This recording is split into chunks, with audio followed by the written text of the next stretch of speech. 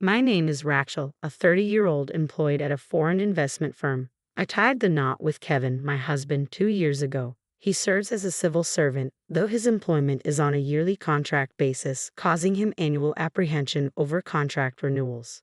Kevin's family staunchly champions the merits of public service. With retired county workers as parents and a sister currently employed in the city office, their allegiance to public service is unwavering. Consequently, there's a noticeable air of disdain towards my private sector occupation. Living under the same roof since our marriage, they seize every opportunity to diminish the significance of my profession. Isn't it embarrassing to work for a foreign company as an American, especially in finance? Isn't that just about chasing profits? People in private sectors are perceived as those who couldn't secure public service roles, and those in foreign companies are seen as settling because they couldn't land a domestic job. It's a pity, they often remark. It appears that my husband, who was raised in such an environment, also holds public service in high esteem, despite the instability of his position and its modest salary. He remains steadfast in his attachment to this precarious job. Once, during his annual bout of anxiety around fiscal year-end, I ventured to ask Kevin, "Wouldn't you feel more secure with a stable full-time position in a regular company rather than remaining a part-time employee in public service?"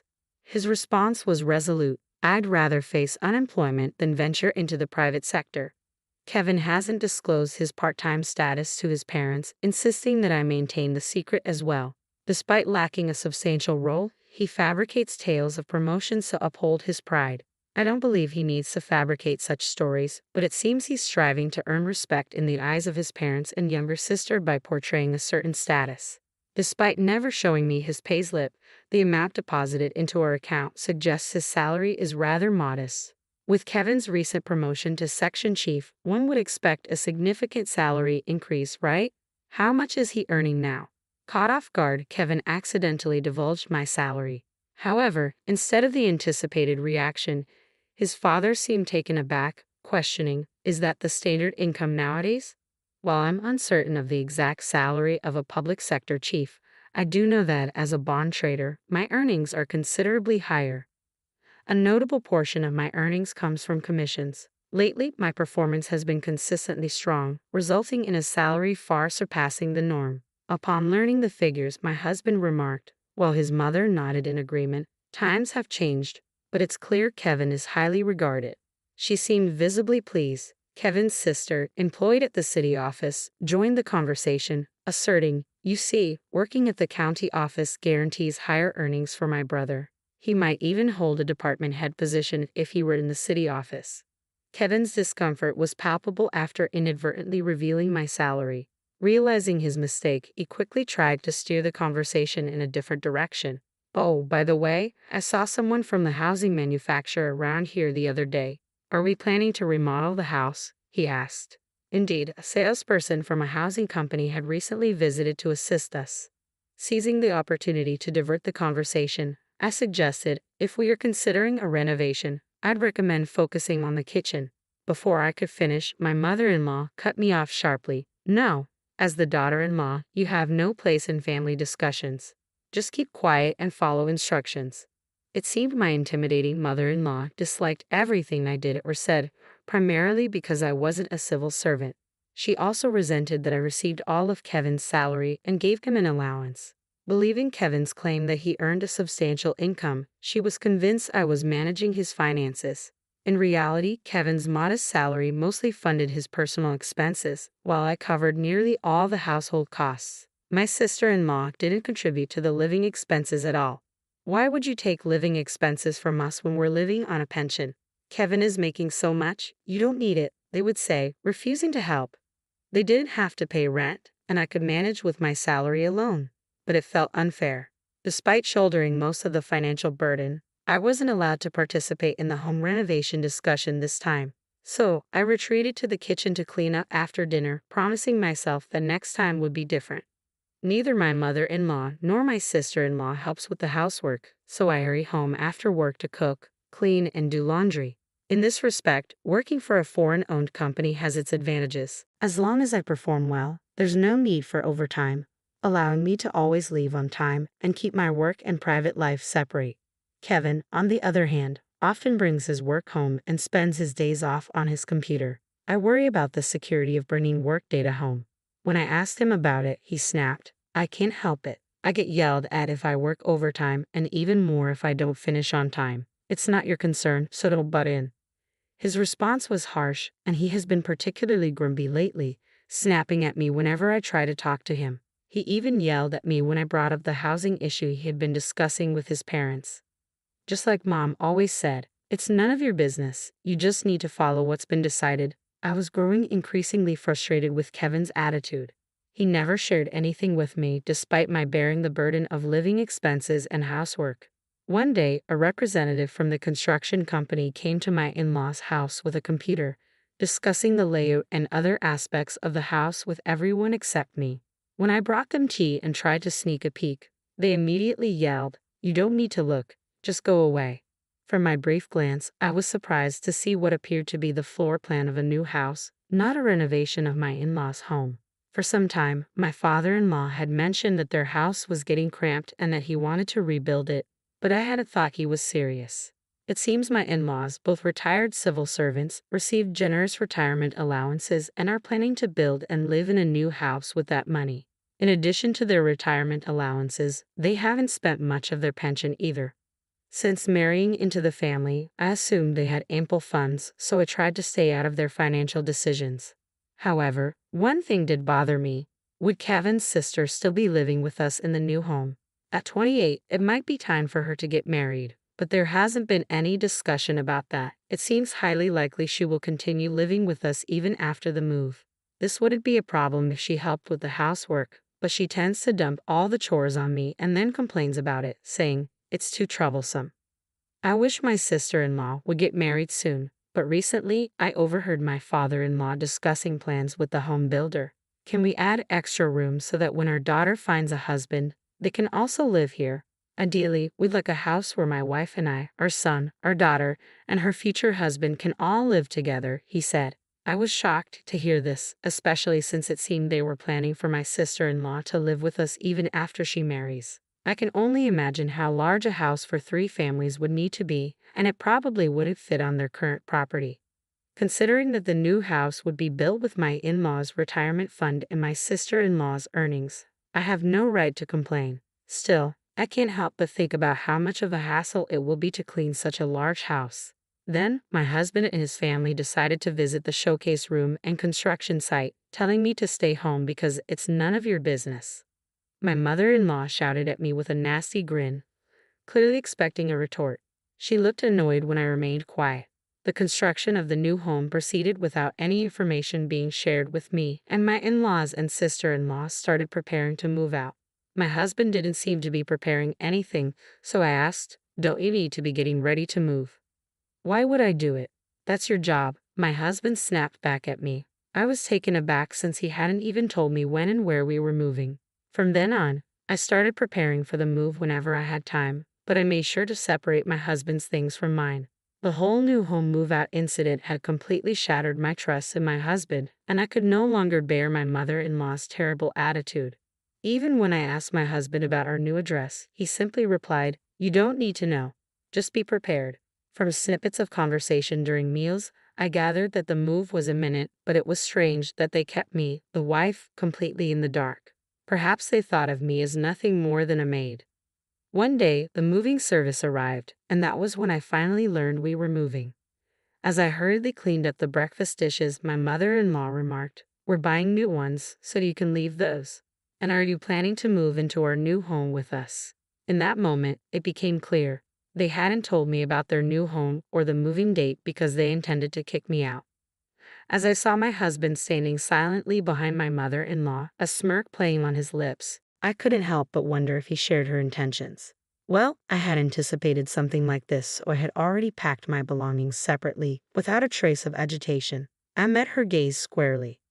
"I despise everything about you. From now on, we're going to live as a family without you. Do whatever you want," my mother-in-law shouted at me, her tone filled with disdain.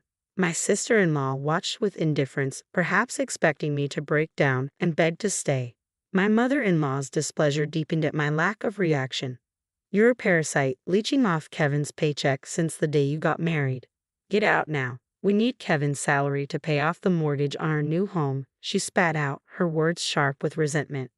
Parasites like you are a nuisance, she seethed, her anger palpable as her face flushed red. While I had already planned on leaving, the revelation about my husband's salary being used for repayment almost made me burst out laughing. My husband appeared shocked, unaware of this arrangement. He gazed at his mother, then downcast, unable to speak the truth. His reaction revealed that my in-laws intended to rely solely on Kevin, whom they perceived as a high earner, to handle the mortgage repayments without tapping into their retirement funds. The prospect of how they would manage the mortgage repayments intrigued me. With a smile, I responded, "Understood. I will divorce Kevin, and you can all move to your new place by yourselves," I declared calmly. My mother-in-law, clearly displeased with my composed demeanor, appeared as though she wanted to say more, but she was ushered out of the house by my father-in-law and sister-in-law. Turning to Kevin, who remained behind, I said, "I'll bring the divorce papers, so give me the address of your new place. I have no idea what your magnificent new home looks like, so I would like to see it once." Reluctantly, he provided me with the address. With little luggage remaining, I cheerfully arranged for a friend to help me move out using her car. I made sure to switch all the bills to be under Kevin's name rather than mine, utilities and everything included. Returning to my parents' house for the time being, I decided to head to the address Kevin had given me to have him sign the divorce papers. Their new house was strikingly large, designed to accommodate 3 generations, with its grand architecture looming impressively. Upon spotting me, my mother-in-law hurried over, shouting, "What are you doing here, you parasitic wife?" Ignoring her tirade, I calmly asked Kevin to sign the divorce papers. Reluctantly, he complied, while his mother continued her verbal assault. "I knew it. A non-civil servant wife is useless.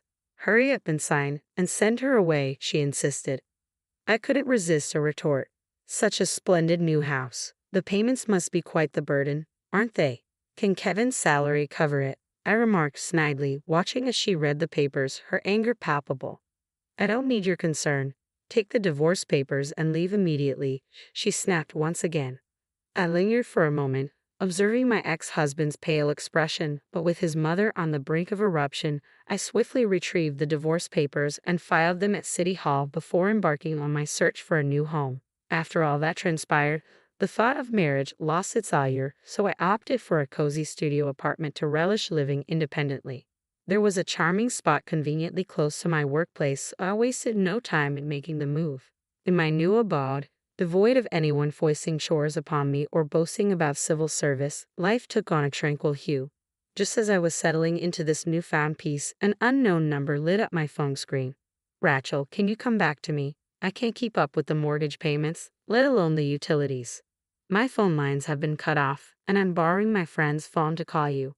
It was none other than my ex-husband, Kevin. Through tears, he pleaded for help, but I couldn't help but feel exasperated. Instead of turning to me, he should have sought assistance from his parents or his sister. So I responded acidly, "Why not ask your sister, who's employed in public service, for support? And what about your parents? Surely they have their retirement savings and Social Security." Kevin's discomfort was evident as he confessed, "Actually, my parents have depleted their retirement savings, and my sister is grappling with her own financial troubles." It turned out that Kevin's parents had fallen prey to an investment scam, losing a significant portion of their retirement funds. Meanwhile, Kevin's sister, under the impression that she didn't need to aid her parents financially, had been recklessly accumulating debt through excessive spending on credit. Upon learning of my occupation in investments, my mother-in-law's demeanor turned openly hostile. Now I wonder if her animosity stemmed from being swindled in an investment scam. Furthermore, it seems they were keen on upholding their social standing through ostentatious purchases, perhaps to preserve their pride in their public service careers. However, despite their efforts, Kevin's parents found themselves burdened with debt, relying on their Social Security checks to meet their obligations. I was taken aback to discover that Kevin's sister, despite her youth, had amassed significant debt by indulging in purchases of branded goods on credit. The situation took a further downturn when Kevin revealed, "Actually, I've been let go. I'm unemployed now." He had lost his job this year after being caught working remotely with data he had taken from the office. He should have heeded my warning, but it's hardly surprising, considering he was taking confidential data out of the office. Even before Kevin lost his job, his family was already grappling with financial difficulties, reliant on my income. Kevin never disclosed to his parents that he was only a part-timer. Likewise, his parents concealed the loss of their retirement funds due to a scam, and even his younger sister kept her substantial debt hidden. In their public service-oriented family, filled with pride, everyone harbored deep secrets that somehow remained hidden as long as I was around. However, after they moved to their new home and I departed, their financial struggles came to light. As a last resort, Kevin reached out to me, seeking assistance. However, I had no desire to reconcile with him, so I firmly declined and ended the call. Despite my refusal, he persisted with repeated calls but eventually ceased after I continued to ignore him. Sometime later, as I passed by their new house, I noticed a for sale sign. Upon speaking with a home builder present at the site, I learned that they were struggling to meet their mortgage payments and had to sell the property quickly. However, they still had outstanding debts. It was ironic considering how they had previously boasted about their financial stability. Yet, when faced with financial difficulties, they swiftly sold their home, placing a burden on a relative who had co-signed the loan. According to the builder, this relative worked in the private sector, exacerbating the family's embarrassment as they were now ostracized by their relatives. Their previous claims of being public servants no longer held weight, and they were looked down upon by their community. Sitting comfortably at home, I couldn't help but smirk at the thought of how the once proud family, now isolated by their relatives and unable to flaunt their public